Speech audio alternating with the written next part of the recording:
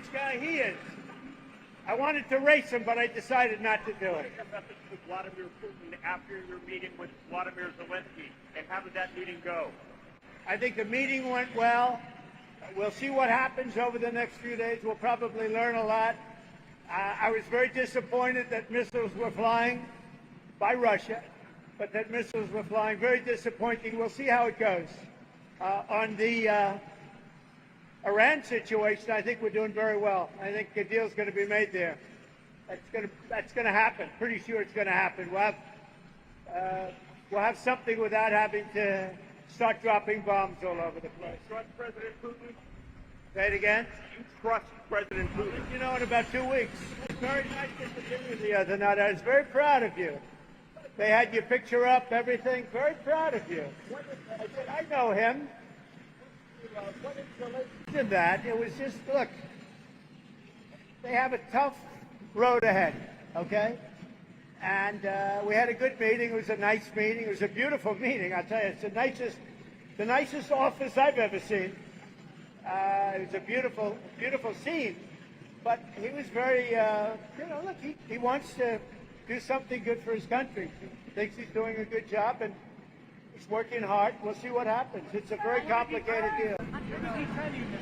He told me that he needs more weapons, but he's been saying that for 3 years, He needs more weapons, and we're going to see what happens. I want to see what happens with respect to Russia.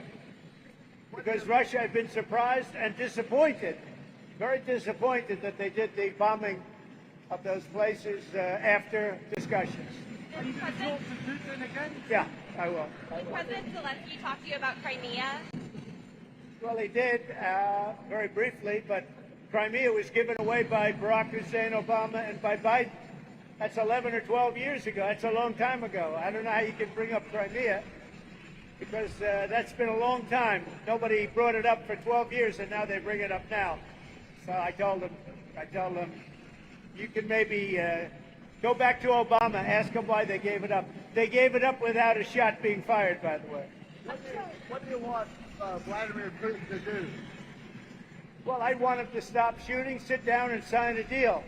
And we have the confines of a deal, I believe, and I want him to sign it and be done with it and just go back to life. What punitive action are you considering taking against Russia? Well, I have a lot of things I can do. I'm not looking to do it, but I have a lot of strength. We built the United States up. I think we're more respected now as a country maybe than ever before. There's no more games. You have somebody that knows what he's doing, not like the previous person who didn't have a clue. So, I want to end that. I want to end the Iran situation if we can. And we have other things, too. We got plenty of problems in the world. When I left 4.5 years ago, I left, and I'll tell you what, we didn't have any of these problems. The good news is costs are way down, groceries are down, eggs are down, gasoline is way down. It's all coming down. It's all looking good. The tariffs are strong.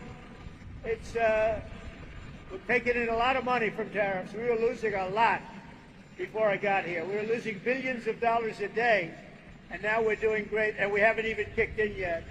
And eventually we'll be reducing taxes very substantially for the people of our country, because the money is so great coming in from tariffs that I'll be able to reduce taxes to a very large extent, and maybe almost completely. Keep saying 2 weeks.